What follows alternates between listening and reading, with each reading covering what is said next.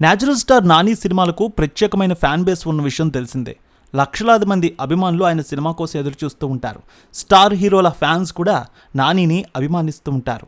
Natural star Nani హీరోగా వివేక్ ఆత్రేయ దర్శకత్వంలో చేసిన సినిమా సరిపోదా శనివారం.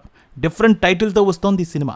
ఇక సుందరానికి వంటి క్లాసిక్ మూవీ తర్వాత రూపొందించిన చిత్రం సరిపోదా శనివారం. ఇది out and out action movie అనే తెలుస్తోంది.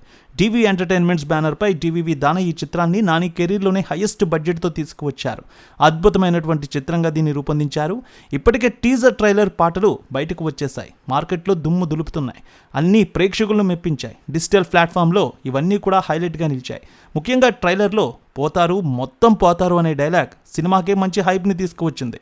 ఇక చిత్ర బృందం గ్యాప్ లేకుండా సినిమాని ప్రమోట్ చేసింది. సెన్సార్ ఫార్మాలిటీస్ కూడా ఇప్పటికే పూర్తయ్యాయి. సినిమాకి యూఎస్ సర్టిఫికేట్ కూడా వచ్చింది. సినిమా సక్సెస్పై టీం చాలా కాన్ఫిడెంట్గా ఉంది. మరోపక్క సినిమాని ఇండస్ట్రీలో కొంతమంది ఇప్పటికే చూశారు. సినిమా చాలా బాగుందని కాంప్లిమెంట్స్ ఇచ్చారు.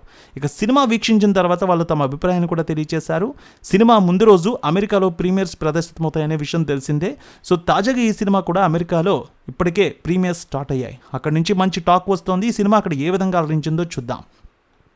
సరిపోదా శనివారం సినిమాలో హీరో నాని ఎల్ఐసి ఏజెంట్ సూర్యగా కనిపిస్తారు. చిన్నతనం నుంచి నానికి కోపం ఎక్కువ. అందుకే అతని కోపాన్ని ఆదివారం నుంచి శుక్రవారం వరకు ఆపుకోవాలని తల్లి చెప్పడంతో దాన్ని అలవాటు చేసుకుంటాడు. శనివారం రోజు మాత్రం ఎవరైనా తనని కెలిగితే శివ తాండవం ఆడేస్తాడు. ఆ రోజు కోపం మాత్రం ఉగ్ర రూపంలో ఉంటుంది. ఇలాంటి సమయంలో తన అనుకున్న వారి కోసం ఎంతకైనా తెగిస్తాడు. మిగిలిన రోజుల్లో అతనికి విలన్ ఎస్జే సూర్య వల్ల ఎలాంటి సమస్యలు వచ్చాయి, ఇందులో చారుశీల, ప్రియాంక అరుల్ మోహన్ పాత్ర ఏమిటి, మిగిలిన కథగా తెలుస్తోంది. సో మొత్తంగా ఫస్ట్ హాఫ్ అయితే చాలా బాగుందనే టాక్ వస్తోంది. ఇప్పటికే సెకండ్ హాఫ్లో కొంచెం వైలెన్స్ కూడా ఎక్కువగా ఉందని టాక్ వినిపిస్తోంది.